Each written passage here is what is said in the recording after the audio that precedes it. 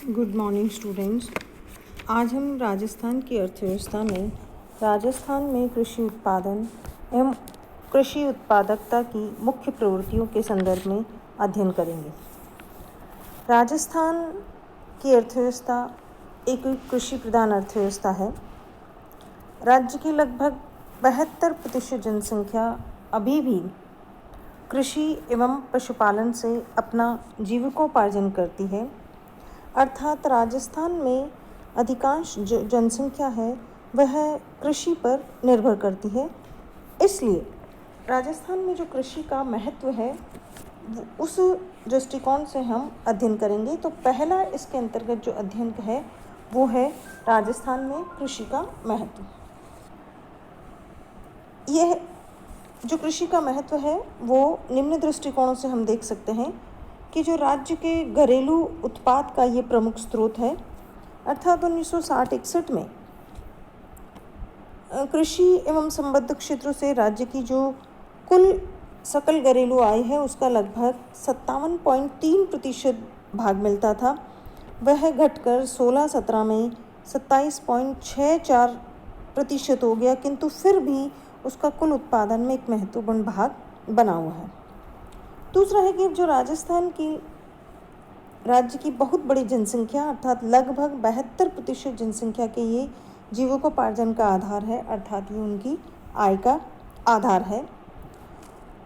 औद्योगिक कच्चे माल की पूर्ति का भी स्रोत है, क्योंकि कृषि आधारित सभी उद्योगों का जो विकास है वो कृषि पर निर्भर है और कृषि राज्य के औद्योगिक कच्चे माल की पूर्ति का स्रोत भी है। ये राज्य सरकार की आय का प्रमुख स्रोत है। सरकार न केवल भूमि से लगान लेती है वरन कृषि उपज पर कर लगाती है, सिंचाई हेतु और बिजली के लिए वसूली करती है। अतः यह सरकारी आय का प्रमुख स्रोत मानी जाती है। रोजगार का आधार भी है, अर्थात जो राज्य की जनसंख्या है उसके रोजगार का प्रमुख स्रोत कृषि एवं पशुपालन है। फिर कि कृषि से सरकार को भू राजस्व एवं करों से आय प्राप्त भी होती है। लगभग 2017-18 में इससे 374 करोड़ रुपए आय प्राप्त होने का बजट अनुमान था। फिर है कि परिवहन एवं व्यापार एवं संचार, इन सबको भी कृषि के कारण आय एवं रोजगार मिलता है।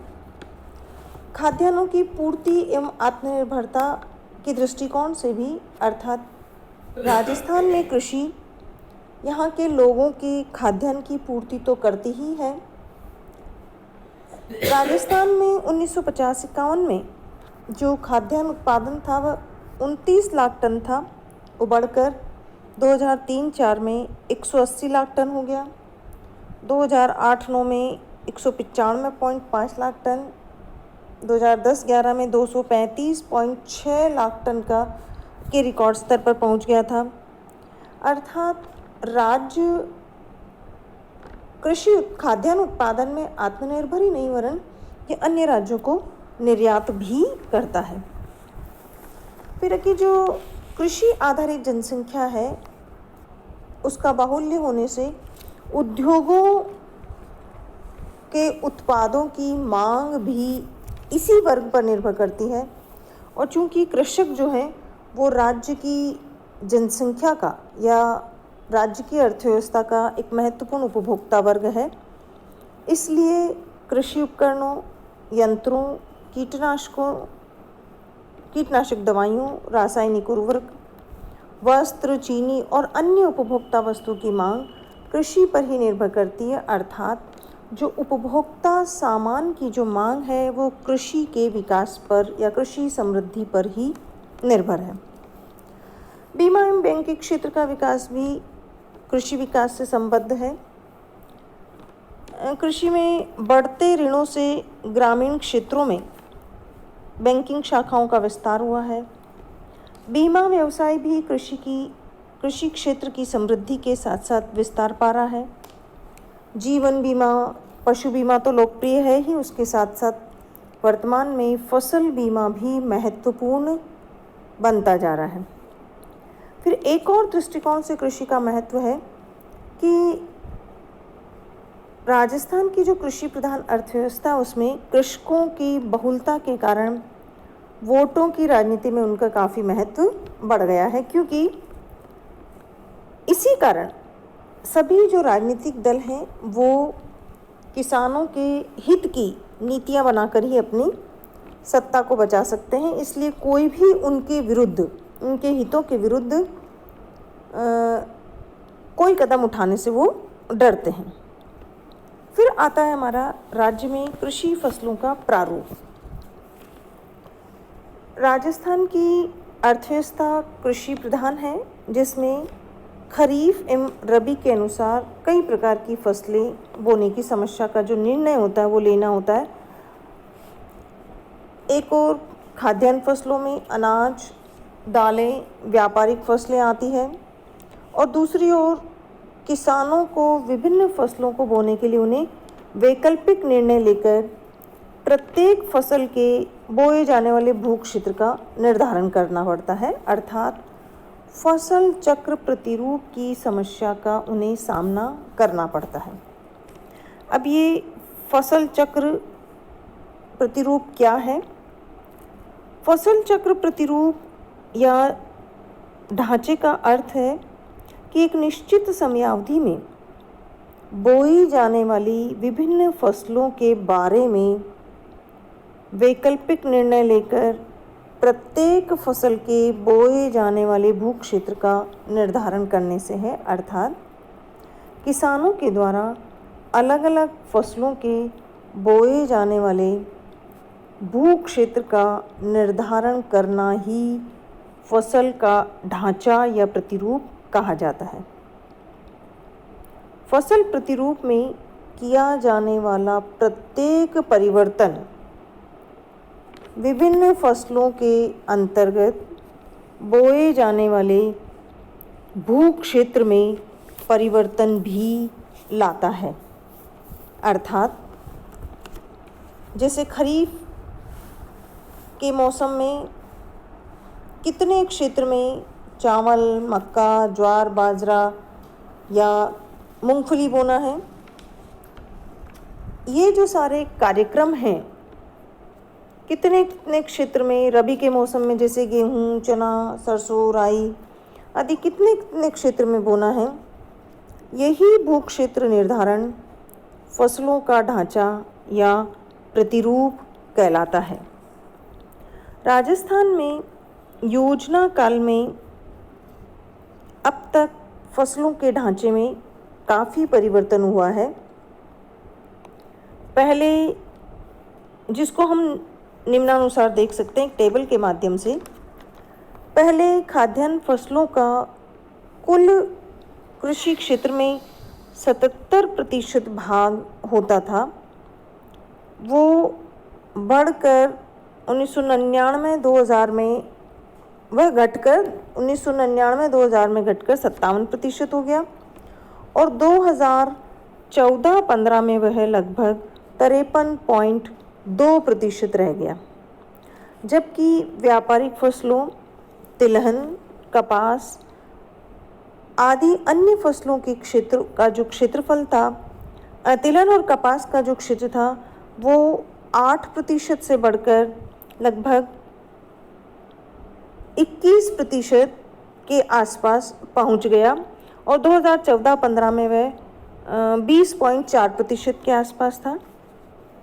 इस प्रकार जो बदलता हुआ जो ढांचा है उसकी जो प्रवृत्तियां हैं वो हम इस टेबल के माध्यम से निम्नानुसार देखते हैं कि सबसे पहला है कि अनाज फसलों की प्रधानता का जो क्षेत्रफल है वो 56% से घटकर 14-15 में 39.3% रह गया। लेकिन फिर भी यह जो क्षेत्रफल है वो उसकी प्रधानता बनी हुई है, क्योंकि अनाजों की प्रधानता होते हुए उसके अंतर्गत क्षेत्र में कमी दृष्टिगोचर हमें दिखाई दे रही है।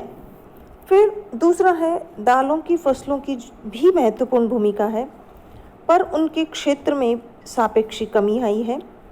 प्रथम योजना में वह 21% का जो क्षेत्रफल था वह घटकर 13.9 अर्थात 14% के समीप रहा।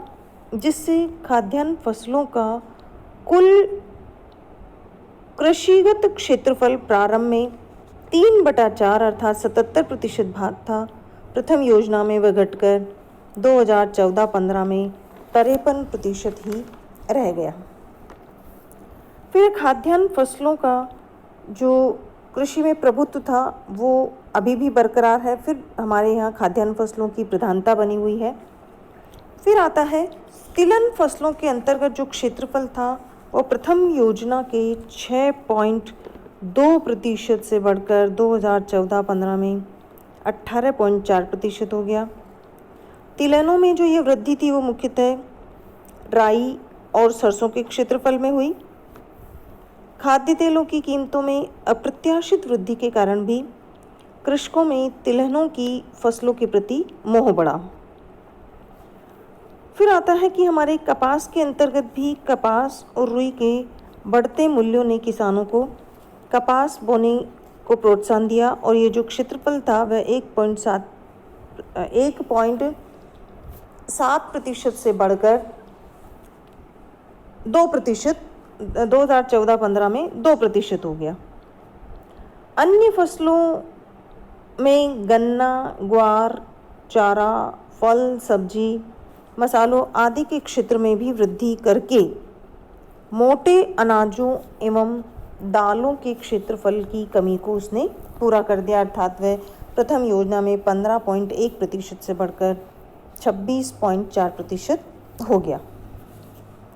इससे स्पष्ट है कि 2014-15 में 53.2% क्षेत्रफल खाद्यान्नों की फसलों का और लगभग 46.8% गैर खाद्यान्नों की फसलों के अंतर्गत आता था। 2014-15 में कुल कृषिगत क्षेत्र के 39% भाग पर अनाज एवं 14% भाग पर दालें बोई गई थी। राज्य में 2016-17 में 149.36 लाख हेक्टेयर खाद्यान्न फसलों के अंतर्गत क्षेत्रफल था, जबकि प्रथम योजना में ये 90 लाख हेक्टेयर था। 2016-17 में तिलहन में 49.9% हमारा उत्पादन क्षेत्र था। कुल कृषि क्षेत्रफल जो प्रथम योजना में 7.2 लाख हेक्टेयर ही था, अर्थात वह लगभग 6.5 गुना बढ़ गया था। कपास में जो क्षेत्रफल था पहली योजना में वो 1.9 लाख हेक्टेयर था, जबकि 2016-17 में वो बढ़कर 4.71 लाख हेक्टेयर हो गया। ये सब जो है ये फसलों के बदलते ढांचे को दर्शाता है और इसके साथ ही जो खाद्यान्न का उत्पादन था वो 1990-91 में 109.3 लाख टन से बढ़ के 2016-17 में 213.12 लाख टन हो गया। अर्थात इन तालिकाओं में ये बताया, ये जो ऊपर तालिका और जो विभिन्न आंकड़े जो बताए गए हैं उनमें खाद्यान्न फसलों के अंतर्गत ज्वार, बाजरा, मक्का, चावल, गेहूँ आदि आती हैं और तिलहनों में तिल, मूंगफली, सरसों आदि के बोए जाने वाले क्षेत्र और उत्पादन को अलग अलग बताया जा सकता है। यह जो हमारा यह विश्लेषण जो है ये क्रॉपिंग पैटर्न को बताता है। अब हम अगले अध्याय में राजस्थान में जो फसल चक्र प्रतिरूप की विभिन्न फसलें हैं उनका विवरण अगले अध्याय में करेंगे।